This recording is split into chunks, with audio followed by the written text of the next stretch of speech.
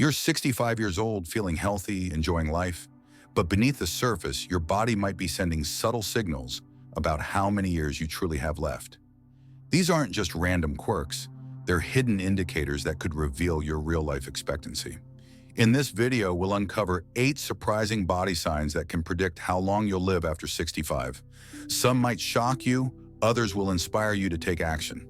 Grip strength, the power of your hands. Have you ever thought that something as simple as how firmly you can squeeze someone's hand might be a quiet predictor of how long you'll live? It sounds almost too simple to be true, but science says otherwise. Grip strength is more than just the pressure of your handshake or your ability to open a jar. It's a mirror of your overall muscle health, your nervous system, and, more surprisingly, your cardiovascular condition. Studies from leading medical institutions have shown that a weaker grip in people over 65 is strongly associated with a shorter life expectancy. Let that sink in. A weak grip isn't just about aging muscles. It could be your body's early warning sign. A whisper that something deeper is happening. A drop in grip strength can signal the beginning of frailty, which in turn increases the risk of falls, fractures, infections, and hospitalizations. And the risk snowballs from there. But here's where it gets more profound. Researchers discovered that grip strength is so predictive of mortality that it outperforms blood pressure in some cases. Imagine that. Something you can measure at home with a simple hand dynamometer may give you better insight into your future health than some clinical tools. And it's not just physical. A weaker grip can also be tied to declining cognitive function. Yes, your hands may reveal what your brain is quietly struggling with. Because when the nervous system becomes less responsive, the hands are often the first to show it. But here's the silver lining. Grip strength is not fixed. It's not your final sentence. You can build it, you can reclaim it. Simple resistance exercises, using hand grippers, stress balls, light weights, or even body weight workouts like push-ups can make a massive difference. Walking regularly, carrying groceries, gardening, lifting light weights. These aren't just everyday tasks. They're small revolutions against aging. And if you're sitting there right now thinking, I'm too old to start, let me tell you something powerful.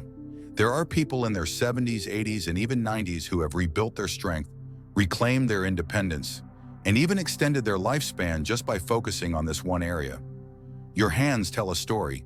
They've held loved ones, built homes, carried burdens, and wiped away tears. And now they're asking you to listen, to pay attention, to take action.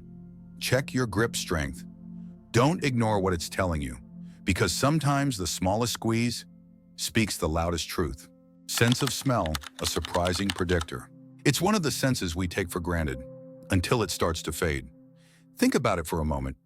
Your sense of smell connects you to life in ways most people don't realize. The warm scent of fresh bread in the morning, the perfume your partner wore for decades, the smell of rain after a hot afternoon. These aren't just aromas, they're memories, emotions, and sometimes early warnings. But what if I told you that a fading sense of smell after the age of 65 could be a hidden signal about how long you'll live? It might sound strange. After all, losing a bit of your sense of smell as you age seems harmless, right? Maybe even normal. But researchers across the world, including those at Johns Hopkins and the University of Chicago, have found something startling. Older adults with a poor sense of smell are significantly more likely to die within 5 to 10 years than those who still have a sharp nose. Why? Because your sense of smell is deeply connected to the brain and nervous system. When your brain starts to deteriorate, long before more obvious signs like memory loss or confusion appear, one of the first things to fade is often your ability to detect and process smells. A poor sense of smell can be an early warning sign of conditions like Parkinson's disease, Alzheimer's, and even heart disease. It's not just about the nose, it's about the brain, the immune system, and overall aging. And the real danger? Most people ignore it. They say, oh, food just doesn't smell like it used to, or maybe my nose is just stuffy today. But when this change becomes consistent, it's not something to brush off. Now, before you panic, here's the important truth. Not all changes in smell means something is seriously wrong. It could be temporary or caused by medication, allergies, or a sinus issue. But if your sense of smell has noticeably declined, it deserves your attention, because it could be the body's whisper before the storm. So, what can you do? Start by testing yourself from time to time. Smell coffee grounds, spices like cinnamon or clove, or even flowers. If those once strong scents seem faint or missing, it might be time to talk to your doctor. And take care of your overall brain and immune health, because preserving your sense of smell is often about preserving your whole self. Get regular exercise. Eat brain-friendly foods like leafy greens, berries, and omega-3s. Avoid smoking. Protect yourself from pollutants and allergens, and challenge your brain with new learning, puzzles, and hobbies that keep those neurons firing. Most importantly, listen to your body, because sometimes the loss of something small, like your sense of smell, isn't small at all. It's a signal. It's your body speaking in whispers before it ever shouts. And if you listen early, you may just add years to your life. Skin health, the mirror of your body. When we think of aging, our minds often go first to the skin. Wrinkles, age spots, a bit of sagging here or there. It's easy to look in the mirror and think those changes are only skin deep. But the truth is, your skin, yes, the very surface of your body, is telling a much deeper story. Your skin is the largest organ you have. It protects you, it regulates your temperature, it helps you feel the world, sunlight, warmth, the gentle touch of a grandchild's hand.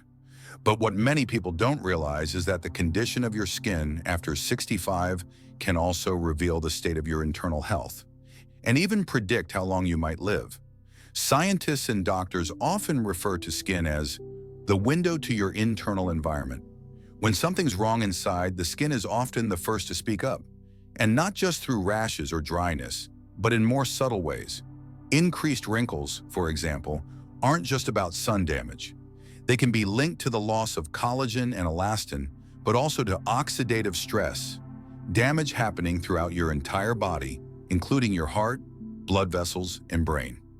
Have you ever noticed someone with unusually thin, almost paper-like skin that bruises easily? That may not just be aging. It could be a sign of poor circulation, nutrient deficiencies, or even undiagnosed diabetes. The same goes for sudden changes in skin color, like yellowing, dark patches, or extreme paleness. These can hint at liver issues, kidney strain, or problems with blood flow. But perhaps the most surprising connection is between skin health and your heart. Researchers have found that people with significant skin aging, especially those with deep facial wrinkles or certain patterns of skin sagging, may be at greater risk of cardiovascular disease. Why? Because the breakdown of collagen in the skin often parallels the breakdown of collagen in blood vessels. In other words, what's happening on your face might also be happening in your arteries. Still, there's hope in this story, because just as your skin can reveal damage, it can also reflect healing. Seniors who maintain good skin health through proper nutrition, hydration, sun protection, and gentle care often have healthier organs beneath the surface. And what you feed your skin from the inside matters more than any expensive cream. Eating foods rich in antioxidants, like berries, nuts, leafy greens, and fatty fish, can help reduce the oxidative stress that accelerates aging, both in the skin and in your internal organs. Staying hydrated supports your skin's elasticity and your kidney function. Protecting yourself from too much sun helps you avoid skin cancer, which becomes more dangerous the older we get. But skin health is about more than just science. It's about dignity, about self-care, about choosing every day to treat your body with respect, even when time has written its signature across your face. Your skin carries your story of laughter and tears, of years spent in the sun, of lives you've touched and roads you've walked. But it also holds clues.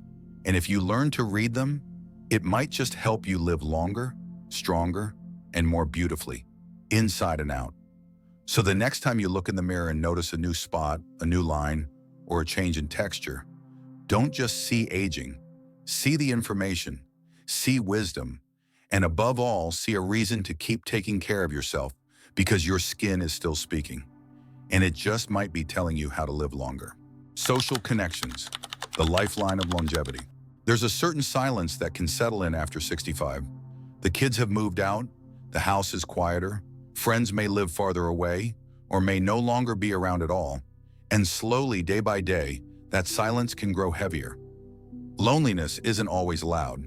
Sometimes it's the sound of a phone that doesn't ring, the sight of two coffee mugs, only one used, the simple ache of wishing someone was there to share a story, a laugh, or just the day. What most people don't realize is that this emotional distance isn't just painful, it's dangerous. Social isolation has been linked to a higher risk of early death, comparable to smoking 15 cigarettes a day. That's not just poetic talk. It's what studies from institutions like Harvard and the World Health Organization have confirmed again and again. Why is this? Why does being alone affect the body as much as it does the heart? Because we were never designed to live in isolation. Connection isn't just something we enjoy, it's something we need. Social interaction lowers stress hormones like cortisol, which when left unchecked, quietly damage the heart, the immune system, and even the brain over time. On the other hand, meaningful relationships, whether with family, friends, or even community groups, can protect the body like armor.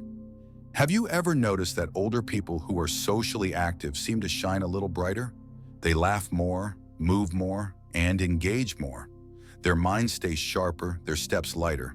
That's not a coincidence. Seniors who maintain strong social bonds are more likely to stay mentally alert, physically active, and emotionally balanced. And all of these things, indirectly and directly, can extend your life.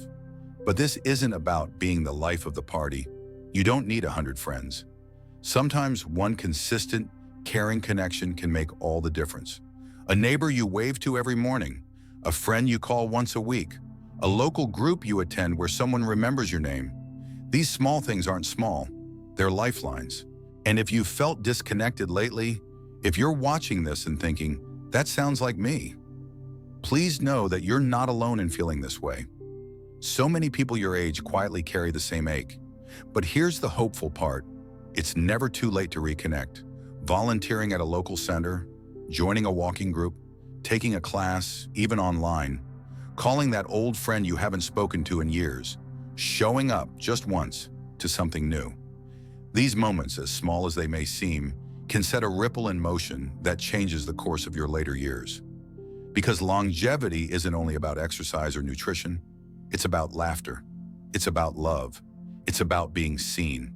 Your health is not just in your body, it's in your relationships. And every hello, every hug, every shared moment might just be adding not only more joy to your life, but more years to it. So if you needed a sign today to reach out to someone, consider this your sign, because a connected heart is a stronger one. And the strongest hearts, they tend to beat longer. Walking speed, the pace of life. Have you ever watched someone walk, not just move, but truly observe the way they carry themselves through space? Some people glide forward with energy, purpose, and quiet strength. Others shuffle, hesitate, or seem to drift, like they're moving through water. It may not seem important at first glance, but how you walk, and more importantly, how fast you walk, can say more about your health and your future than you ever imagined. Researchers now refer to walking speed as the sixth vital sign. That's how powerful it is. Doctors can take your blood pressure, check your heart rate, monitor your oxygen levels, but just watching how quickly you move across a room, that alone can help predict how long you might live after 65. Because your walking speed is not just about your legs, it's a reflection of everything working together. Your muscles, your joints, your heart, your lungs, your brain, your balance, even your emotional state. When all of those systems are functioning well, your body moves with natural confidence.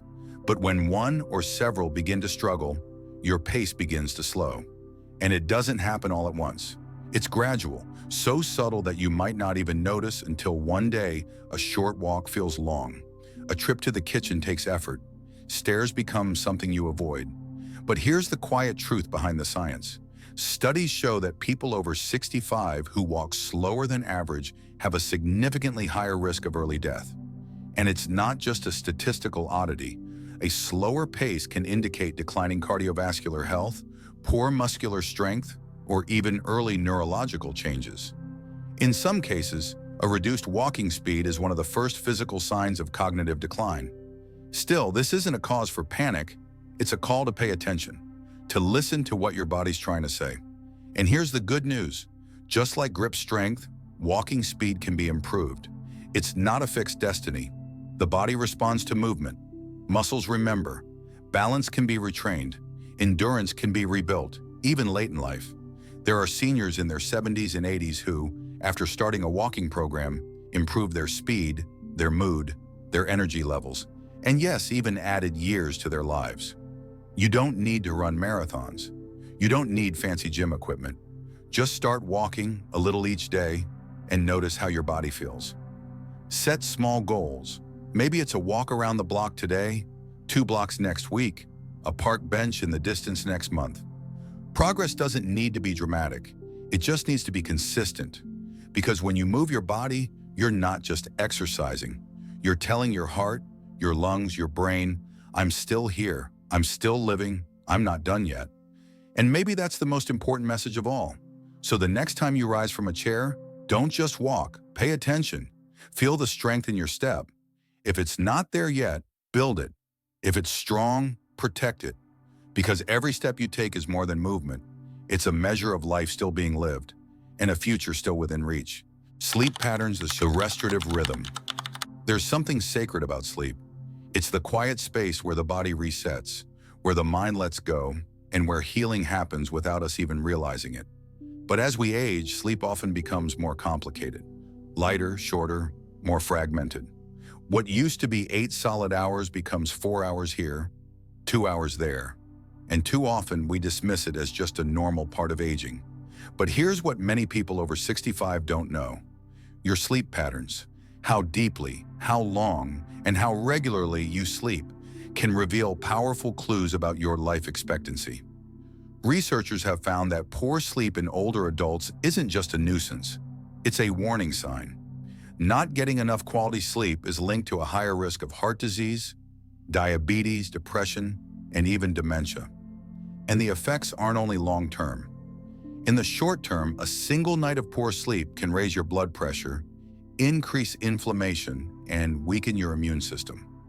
Multiply that over months or years, and your body starts aging faster than it should. But it's not just about how long you sleep, it's about how well. Many seniors lie in bed for 7 or 8 hours, but wake up feeling exhausted. That's because their sleep isn't reaching the deep, restorative stages the body needs.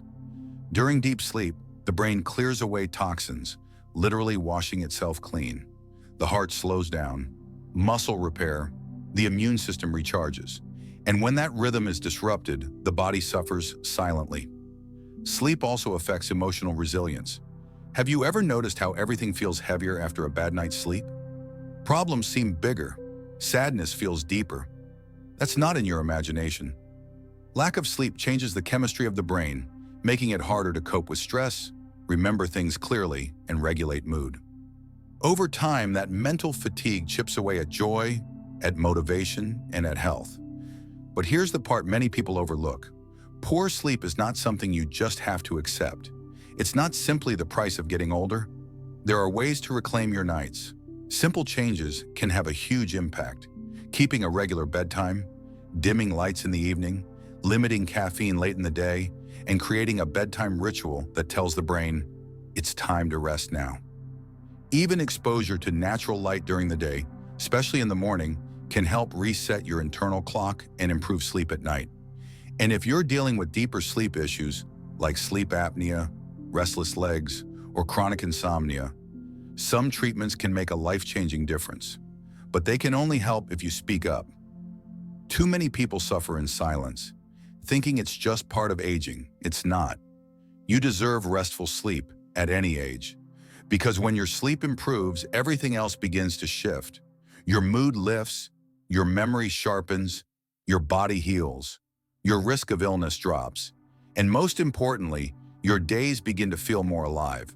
So if you've been brushing off those restless nights, if you've told yourself it's just something I have to deal with, please reconsider. Because those hours you spend in the dark are not lost time. They are the foundation of your life, your health, and your future. Your body is still trying to heal. Your brain is still trying to dream. All it needs is a little peace and a little time. Let yourself rest, because every great day begins the night before. Appetite changes when the body speaks softly. There's a certain quiet warning the body gives when something's not quite right, and it often comes in a whisper, not a shout. One of the most overlooked yet deeply telling changes after age 65 is appetite. When a senior begins to eat less, skip meals, or lose interest in food altogether, it might seem harmless at first, maybe even expected. After all, the body slows down with age, right? But here's the truth few people talk about. A diminishing appetite can sometimes be one of the earliest signs that the body is struggling, and in some cases, it can predict a shortened lifespan more accurately than traditional medical tests. It starts subtly. Meals that once brought joy suddenly feel like a task. Favorite dishes lose their flavor. Portions shrink. Sometimes it's physical, changes in digestion, dental issues, or medications that alter taste. Other times it's emotional. Loneliness at the dinner table, depression that creeps in quietly, or simply the absence of someone to share a meal with.